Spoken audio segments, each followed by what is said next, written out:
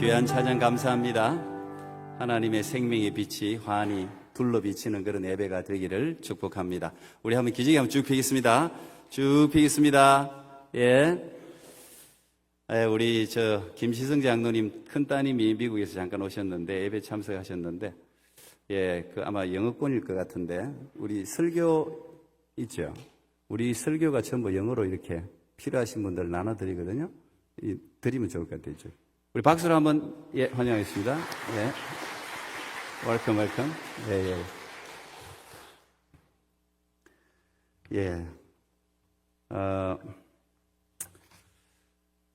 오늘은 아직 한 발 남았다, 이런 제목입니다. 우리가 신앙생활을 지금 하고 있고 이민생활, 캐나다 생활, 한국 생활 이런 거는 지금 살고 있는 집에서 언제 떠나게 될지 알 수가 없어요. 캐나다 살다가 한국 돌아갈 수도 있고 여기 살다가 미국 갈 수도 있고 우리의 삶은 어떤 방향으로 우리가 갈지 예기치 않은 방향으로 인생이 인도함 받을 수도 있는데 신앙생활은 하다가 말면 안 되죠. 그죠? 신앙생활은 우리가 호흡이 멈추는 그 순간까지 이어져야 할 뿐 아니라 호흡이 멈춘 후에도 영혼까지 이어져야 되는 게 신앙생활 같습니다. 그런데 이 신앙생활에 있어서 가장 중요한 질문, 제가 자주 이야기하지만 신앙생활에 있어서 가장 중요한 질문은 역시 Who is God? 하나님은 누구신가요? 하나님은 누구신가요? 하나님에 대한 바른 지식을 가지는 것이 신앙생활의 핵심입니다.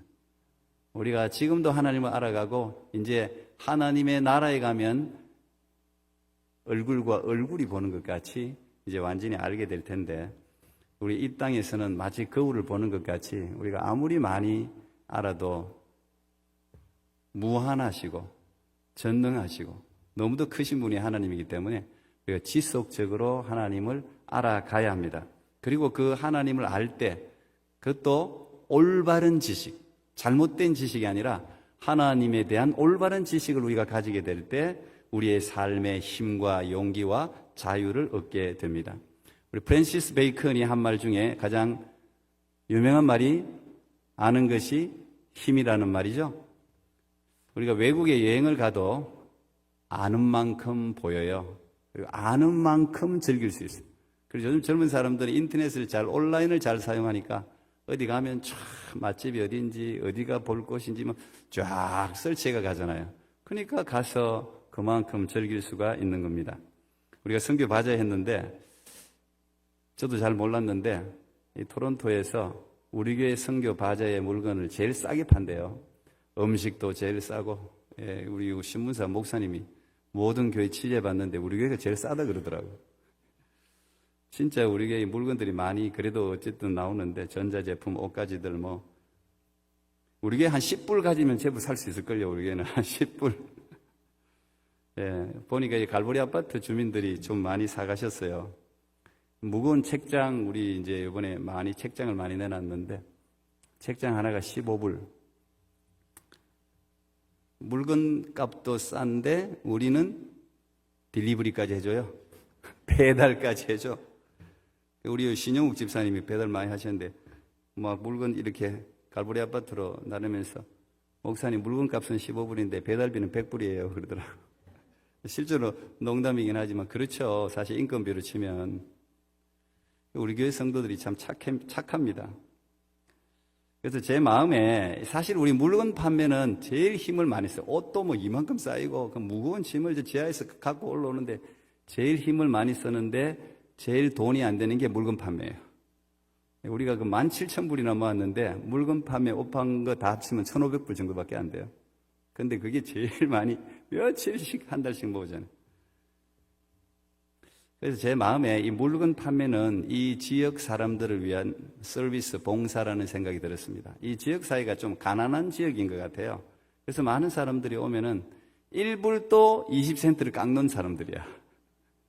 우리가 미션 바자긴 하지만 이분들이 이제 크리스찬들이 잘 없잖아요. 이 지역 사회에. 그러다 보니 그걸 잘 개념을 이해를 못하니까. 그래서 그분들에게 그래 이런 기회에 좋은 물건을 또 그분들이 필요한 물건들을 우리가 싸게 공급하는 것에 대해서 이게 서비스다. 교회가 해야 될 봉사다라고 생각하니까 제 마음이 참 기쁘더라고요. 이분들 가져가는 거 보니까. 그래서 뭐 배달한 것도 억울하게 생각할 필요 없어요. 다 우리가 봉사했다 생각하면 돼요. 그런데 우리가 물건들이 뭐 전부 우리가 중고 물건들이 많지만 그 중에 가끔씩 명품도 섞여 있다 그러더라고요. 그거는 아는 사람만 찾아내는 거예요. 신발 중에서도 1,000불짜리 신발이 있었다 그러더군요. 비싼 보석도 뜯지도 않았는데 2불, 3불에 이렇게 비싼 건데 사간 분들도 있다 그러더라고요. 우리 비싼 앤틱 가구들도 있었고 뭐 사실 아이들 인형들도 비싼 것도 있었고 주방 도구도 있었는데 그건 어떤 사람이 가져갑니까? 물건을 아는 사람이 가져가요. 이게 명품이라는 걸 아는 사람은 딱 보자마자 그거부터 딱 뽑는 거예요. 알아야 가져갈 수가 있어요. 아는 만큼 보이기 마련입니다. 영적으로도 저는 마찬가지라고 생각합니다. 하나님을 알면 알수록 우리의 신앙생활이 풍성해집니다. 우리의 삶의 활력이 넘치게 되어 있습니다. 그래서 사도 요한이 요한복음 8장 32절에 진리를 알지니 진리가 너희를 자유케 하리라 그렇게 말을 한 겁니다. 하나님은 진리시죠? 하나님은 못하실 게 없는 전지전능하신 Almighty God이잖아요. 전지전능하신 사실을 우리가 알고 믿으면 우리가 어떤 절망적인 상황 가운데서도 희망을 가지게 되는 거예요. 하나님이 전지전능하신 사실 내가 알고 믿으니까. 하나님은 못 고칠 질병이 없다는 사실을 우리가 알고 믿으면 그 질병과 고난 가운데서도 그것을 이겨낼 수 있는, 견딜 수 있는 용기가 우리 가운데 생기는 것입니다. 성경 속에 쓰임받는 모든 인물들을 우리가 가만히 보면 백그라운드나 스펙이 좋은 사람들이 그렇게 많지 않습니다. 우리 소위 말하는 흙수저들이 많아요. 오히려 애매한 고난, 애매한 오해, 어려움들을 겪은 사람들이 많습니다. 그렇지만 그 사람들의 공통점은 하나님에 대한 올바른 지식으로 무장해서 그 모든 오해와 어려움의 깊은 터널을 다 지나가서 마침내 하나님의 은혜와 복을 받은 사람들입니다. 그 중에 가장 대표적인 인물이 오늘 등장하는, 역사 속에 드디어 그 이름이 등장하는 다윗이라는 사람입니다. 다윗은 누구보다 하나님을 잘 알고 있었어요. 그리고 그 하나님을 정말 사랑한 사람이 다윗입니다. 그리고 그 하나님을 100% 트러스트, 신뢰했어요. 날마다 그래서 하나님을 찬양했어요. 하나님에 대한 지식이 우리 가운데 넘치면 찬양이 저절로 나오게 돼 있어요. 땡큐 갓이 저절로 나오게 돼 있어요. 그리고 무엇보다 이 다윗을 다윗되게 한 것은 자기가 알고 있는 지식을 믿었고 그 믿은 지식에, 그 믿음에 자신의 삶, 목숨을 건 사람이 다윗이었습니다. 그리고 하나님도 그런 다윗을 너무 사랑하셨어요. 우리가 사랑을 받으면 어떻게 된다고요? 사랑을 받으면 예뻐지죠. 예. 근데 옆에 다 예뻐지면 뭔가 사랑을 받는 사람들이에요. 예. 이 하나님의 사랑으로 다윗이 충만하니까 다윗의 삶을 보면 열등감, 시기심이 없을 수가 없어요. 항상 탄식하면서 살아야 될 사람이 다윗이에요. 그런데 다윗은 그런 그림자를 찾아볼 수가 없습니다. 왜요? 하나님의 사랑을 충만하게 받았기 때문에. 오늘 12절에 보면 빛이 나고 눈이 빼어나고 얼굴이 아름다웠다. 이렇게 기록되어져 있습니다. 이건 다윗이 잘생겼다는 뜻이 아니에요. 하나님의 사랑을 충만하게 받으니까 아름답게 보였다. 그런 뜻이에요. 세상 사람들 기준이 아니라 하나님 기준을 지금 이야기하고 있는 것입니다. 다윗의 삶을 세상적으로 들여다보면 굉장히 불행한 사람이었어요. 어떻게 보면 맨날 자기 자신을 지어박으며 왜 나는 이렇게 태어났지? 왜 나는 맨날 아버지한테 구박을 받는 거야? 형들한테 왜 맨날 핀잔 듣는 거야? 뭐 이렇게 살아갈 수 있는 사람이 다윗의 삶이었습니다. 8명의 형제 중에 막내로 태어났습니다. 보통 이제 우리가 막내는 사랑을 많이 받지 않습니까? 우리 집에도 막내가 얼마나 귀여운지 저한테 그렇다는 이야기예요. 막내는 다 사랑을 받기 마련이에요. 그런데 이 다윗은 막내로 태어났는데 오히려 무시를 당하면서 살았습니다. 아버지에게 인정 못 받았어요. 형들에게 인정 못 받았어요. 17장에 보면 그 맏형 엘리압이 얼마나 다윗을 구박하는지 나이 차도 거의 작은 아버지 어린데 엄청 구박합니다. 그리고 또 형들에 비해서 신체적으로 약했어요. 키도 작고 외모도 형들에 비하면 출중하지 못했습니다. 다윗이 못생기지는 않았을 텐데 그렇지만 형들에 비하면 출중하지를 못했습니다. 오늘 16장에 보면은 3명의 다윗 형 이름이 등장합니다. 엘리압, 아비나답, 삼마라는 이름이 등장합니다. 첫째, 둘째, 셋째였을 가능성이 많습니다. 그런데 이들의 공통점은 하나같이 전부 키가 컸어요. 다 키가 크고 잘생겼습니다. 이 사무엘 선지자가 보기에 첫눈에 반할 정도였어요. 오늘 6절에 보니까 다윗의 큰 형인 엘리압의 이름이 등장합니다. 키가 크고 외모가 출중했지요. 이 엘리압을 사무엘이 보자마자 속으로 생각했습니다. 사무엘이 어떻게 생각했는지 나와요, 성경에. 아, 역시 하나님이 나를 보낸 이유가 있구나. 딱 보자마자 하나님이 왕으로 세울 사람이 과연 여기에 있구나. 이렇게 생각했다고요. 엘리압을 보자마자. 사울도 잘생겼잖아요. 키도 크고. 꼭 사울 보는 것 같았을 거예요. 그런데 그런 생각을 하는 순간 우리의 마음을 꿰뚫어 보시는 하나님이 사무엘에게 즉각 말씀하십니다. 그게 사무엘상 16장 7절입니다. 여호와께서 사무엘에게 이르시되 그의 용모와 키를 보지 말라. 내가 이미 그를 버렸노라. 내가 보는 것은 사람과 같지 아니하니 사람은 외모를 보거니와 나 여호와는 중심을 보느니라 하시더라. 아마 사무엘이 이 이야기를 들었을 때 뜨끔했을 거예요. 마음을 들켜버렸으니까. 그렇게 오랜 시간 태어나면서부터 서원기도로 태어나서 성전에서 자라고 완전히 영적으로 충만했던 영적 지도자였던 사무엘조차 세속적 기준에서 벗어나지 못했습니다. 이게 우리가 육신을 입고 있는 우리의 한계예요. 여러분 기억해야 됩니다. 하나님은 하나님의 스탠다드, 하나님의 기준을 가지고 있습니다. 우리 기준하고 하나님 기준은 같으면 좋겠는데 다른 경우가 훨씬 많아요. 하나님의 기준에 합한 여러분 모두가 되기를 축복합니다. 하나님이 다윗을 향해서 던진 최고의 찬사가 뭐였습니까? 우리가 너무도 잘 알듯이 하나님이 다윗에게만 그런 말을 썼습니다. 너는 내 마음에 합한 자다. 이게 바울이 다윗을 해석하면서 사도행전 13장 23절에 이렇게 적었어요. 내가 이새의 아들 다윗을 만나니 내 마음에 합한 사람이라 내 뜻을 다 이루게 하리라 그랬습니다. 내 마음에 합한 사람을 다른 여러 번역서로 보면 그 쉽게 이야기하면 내 마음에 쏙 든다 이 말이에요. 내 마음에 쏙 든다 이 말이에요. 하나님의 눈으로 세상을 바라보는 사람이 다윗이었습니다. 하나님이 가지고 있는 기준하고 다윗이 가지고 있는 기준이 너무도 맞았어요. 우리가 골리앗 이제 17장에 골리앗 이야기가 나오는데 골리앗을 향해 달려갈 때도 다윗은 하나님의 눈으로 골리앗을 봤죠.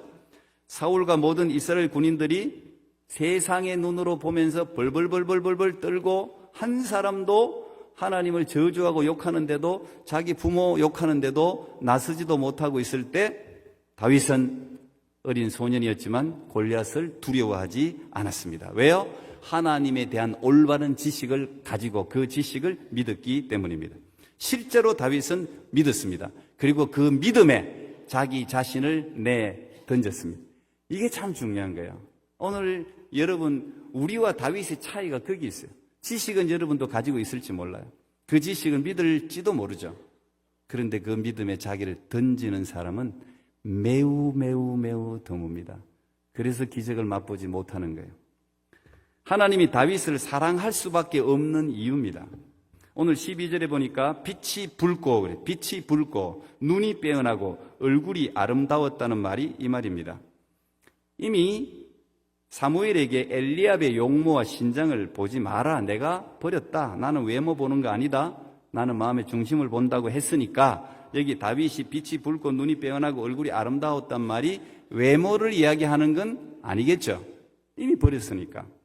이 표현은 우리가 하나님의 사람들이 갖추어야 될 조건일 수 있습니다. 빛이 붉다라는 말을 다른 번역서에 보면 혈색이 좋다.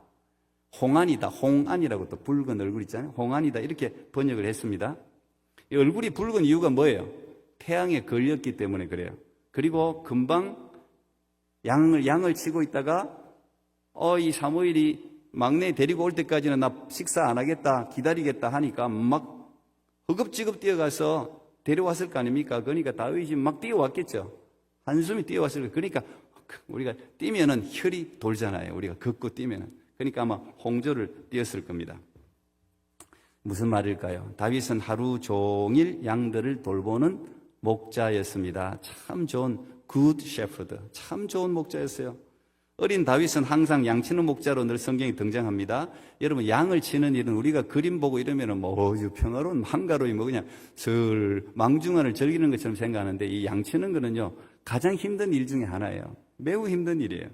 그런데 이 다윗은, 형들은 일을 안 하고 자기만 일을 시키니까 불평할 수 있잖아요. 그게 정상적이잖아요. 그런데 다윗은 신세 타령하면서 시간을 때우고 억지로 양을 돌본 게 아니죠. 우리가 한 번에 그걸 알 수 있어요. 항상 다윗은 저렇게 하프를 치면서 연주를 하면서 하나님을 찬양했습니다. 그리고 그 노래를 양들에게 들려주는 거예요. 양을 친구처럼 양들에게 내가 하나님을 찬양하는 소리를 막 들려주는 거예요. 양들도 음악을 들으면 짐승들도 좋아하거든요. 그리고 또 다윗은 그 이스라엘에서 하프를 가장 잘 켠다 그랬잖아요. 최고의 뮤지션이 찬양을 하니 그 양들도 얼마나 기뻤겠어요. 그리고 시간이 되면 또 돌팔매질을 맨날 연습하는 거, 맨날 연습해, 매일같이. 왜요? 양들 지키려고 매일매일 연습. 그런데 이 돌팔매질로 결국은 골리앗을 넘어뜨리고 나라를 구하잖아요. 곰이나 사자의 입에서 그들이 와서 물면 그 소년이 달려나가지고 말이죠, 그 곰과 사자와 싸워서 그 입에서 양을 건져냈다 그러잖아요.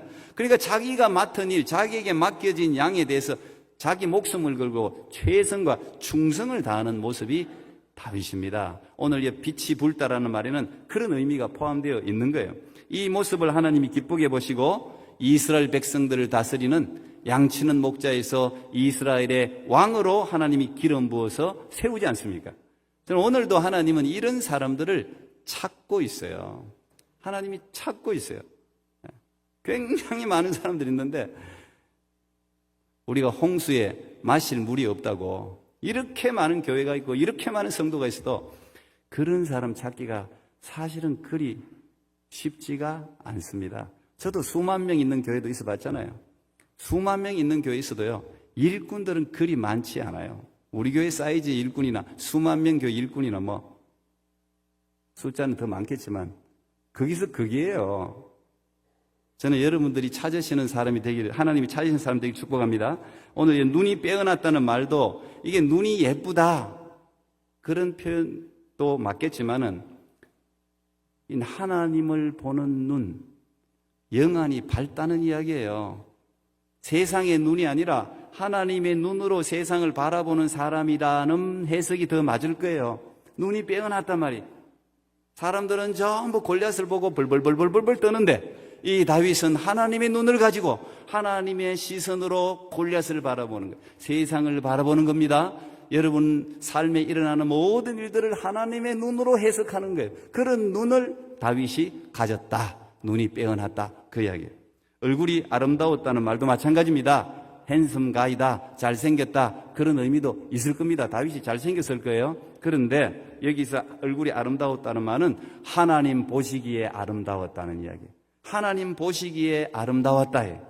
하나님의 사랑을 받으니까, 하나님의 사랑이 부어지니까, 여러분 정말 사랑받으면 얼굴이 밝아져요. 숨길 수가 없어요.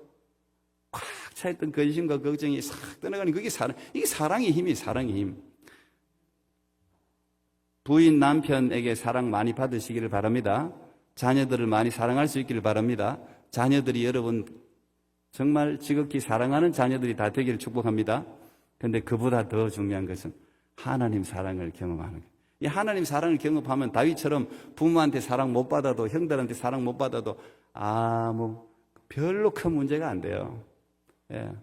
죄송하지만 저도 그랬어요. 저도 중학교 2학년 때 제가 성령 세례를 받고 하나님 사랑받으니까 별로 친구가 하나도 외롭지도 않고 하나도 다른 사람한테 제가 손 벌릴 일이 없어요. 그냥 즐거워요. 그냥 하나님 사랑이 부어지니까 하나님이 나를 알고 있고 하나님이 나와 함께 하시고 하나님은 살아계시고 이거 아니까 겁나는 게 없더라고요. 겁나는 게. 난 여러분 하나님 사랑이 우리 자녀들, 우리 아이들이 그래서 예수님 만나야 되는 거예요. 예수님 만나면 그냥 여러분이 공부해라 뭐 해라 할 필요가 없어요. 예수님 만나면 우리의 최고의 가이드 되시는 우리 하나님이 여러분의 자녀들의 삶을 인도하실 줄 믿습니다.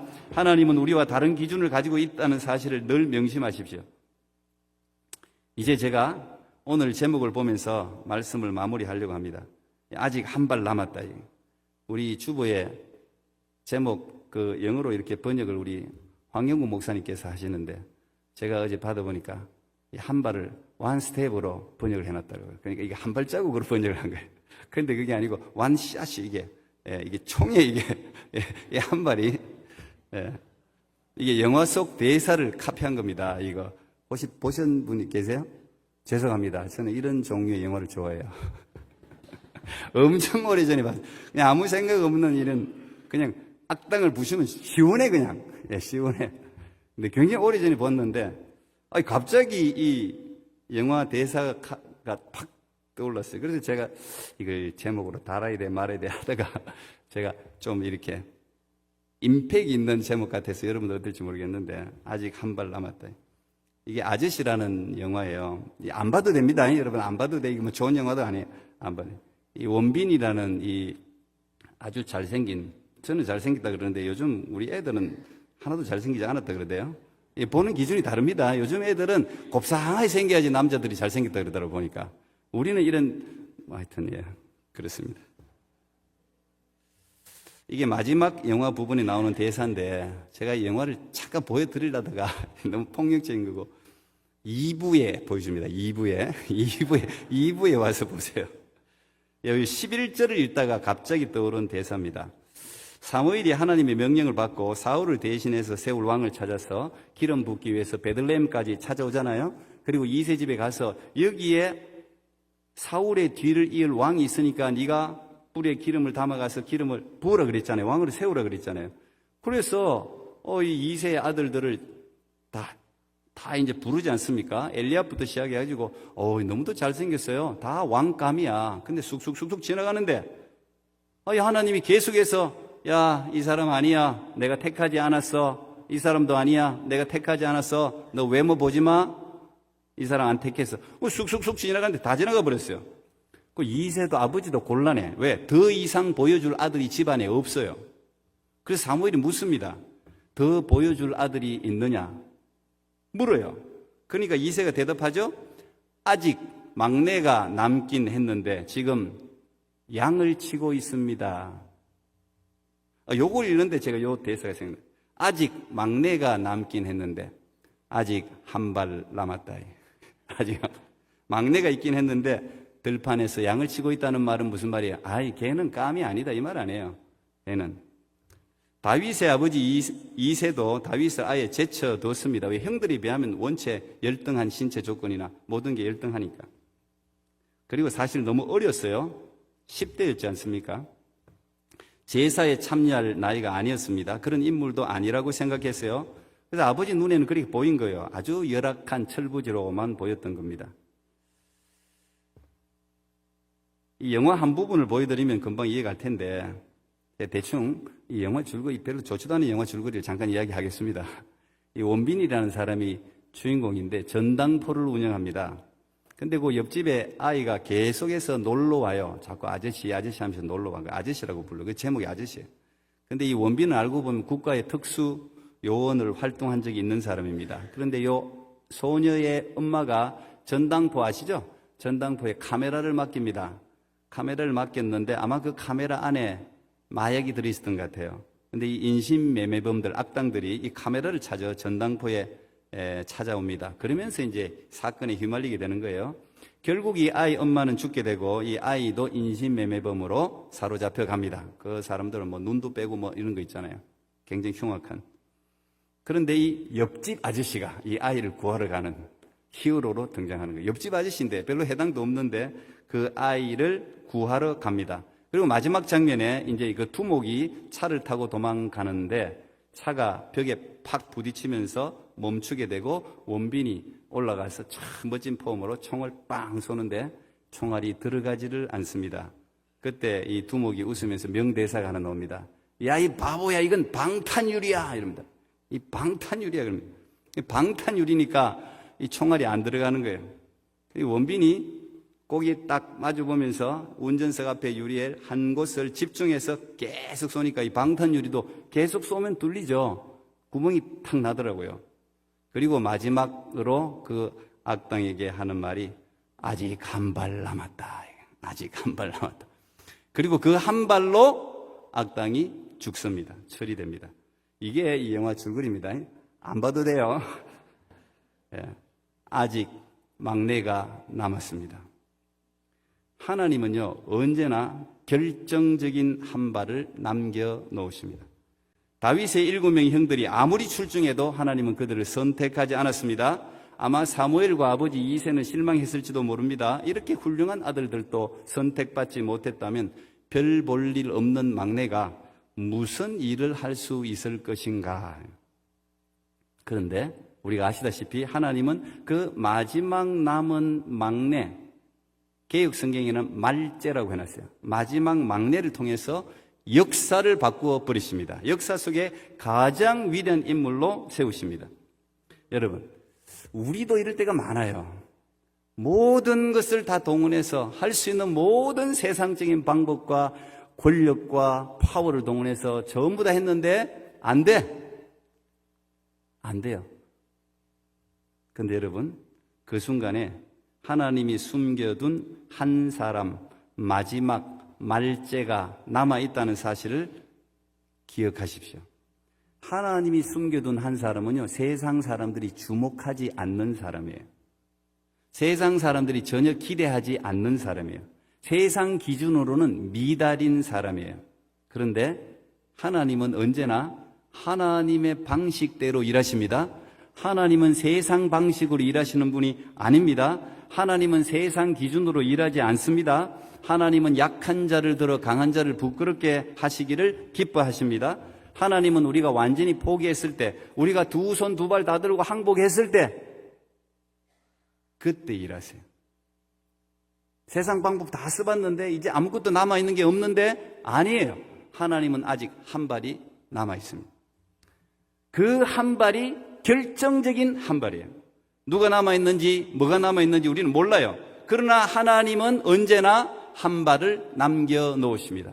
그걸 우리가 구약적인 표현으로는 렘넌트라고 부르는 거예요. 렘넌트, 그게 남은 자잖아요. 남은 자, 그루트기. 세상 사람들이 보면 저 비실비실하는 사람들이 저래 갖고 뭘 다시 일으킬 수 있겠어. 저기는 끝났어. 세상 사람들은 그렇게 이야기하죠. 그런데 하나님은 그렇지 않아요. 하나님은 이미 계획하고 있는 거예요. 하나님은 나사렛 목수 초라한 예수 그리스도를 오고 오는 인생의 구원자로 세우지 않았습니까? 하나님은 항상 마지막을 남겨두십니다. 여러분, 절망 가운데 계신 분들이 계십니까? 세상 방법 다 했는데 너무도 안 돼서 탈진되어 계신 분들이 있습니까? 여러분, 아직 포기할 때가 아니죠? 결코 포기했어도 안 돼요. 정말 never give up. 정말 포기하면 안 되는 거예요. 왜? 하나님은 아직도 한 발을 남겨놓고 있기 때문입니다. 지금까지 다 실패했어도 마지막 그 한 발이 우리를 승리로 이끌 수가 있습니다. 나사로가 완전히 죽었지 않습니까? 다 포기했잖아요. 무덤에 들어갔잖아요. 그런데 어떻게 했어요? 예수님이 오셔서 나사로야 나와라. 너무도 쉬워요. 나사로야 나와라. 그러니까 나사로가 미라가 된 채 나와서 자유를 얻지 않습니까? 세상 사람들이 이건 불가능이야. 이건 방탄유리야. 도저히 깰 수 없어. 내가 아무리 해도 안 돼. 세상 사람들의 소리에 귀를 기울이지 마십시오. 하나님은 그 방탄유리도 산산조각 마지막 한 발로 깰 수 있는 분이 하나님이심을 믿으시기 바랍니다. 바벨론의 포로로 끌려가서 이스라엘이 없어진 것 같았잖아요. 70년이나 포로 생활했잖아요. 근데 하나님은 렘넌트, 남은 자를 통해서 다시 이스라엘을 회복시키지 않습니까? 제가 하나님의 마지막 한 발을 여러분 믿을 수 있기를 바랍니다. 저는 사랑하는 여러분, 하나님이 사랑하는 여러분에게 이렇게 외쳐드리고 싶습니다. 사도행전 4장에 보면 안전뱅이, 성전 미문에 앉은 안전뱅이 이야기가 등장합니다. 이 성전 미문에서 맨날 거지로 다른 사람이 자기를 옮겨줘야 그것도 구걸을 할 수 있는 평생 장애인 거지로 살아갈 수밖에 없던 이 안전뱅이, 희망이 전혀 없는 사람입니다. 남은 거는 하나도 없어요. 적어도 세상 기준으로 보면 절망입니다. 그런데 그를 향해서 하나님의 사람인 이 베드로가 외치지 않습니까? 은과 금은 내게 없거니와 은과 금은 세상 방법은 안 되지만 마지막 한 발 남아있는 것, 가장 강력한 것을 네게 주노니, 그 말이죠. 은과 금은 내게 없고 세상 방법으로 아무것도 안 되지만 마지막 한 발, 하나님이 내게 주신 마지막 가장 강력한 것을 네게 주는데 곧 나사렛 예수 그리스도의 이름으로 걸어라. 예수 그리스도의 이름으로 걸어라. 그때 어떤 일이 일어났습니까? 이 안전뱅이뿐 아니라 안전뱅이를 알고 있는 모든 사람들이 다 포기해. 포기, 절망이죠. 포기. 일어난다는 생각을 아예 하지도 않았고 꿈도 꿔본 적이 없어요. 근데 우리 하나님은 너무도 좋으셔서 성경에 기록되어 있잖아요. 우리가 꿈도 꿔본 적이 없는 걸 하나님 우리에게 주시잖아요. 생각해 본 적도 없는 걸 하나님 우리가 주시잖아요. 놀라운 일이 일어나죠. 마지막 한 발, 예수 그리스도의 이름이 그에게 선포되었을 때 그는 일어났습니다. 일어나기만 했습니까? 걸었습니다.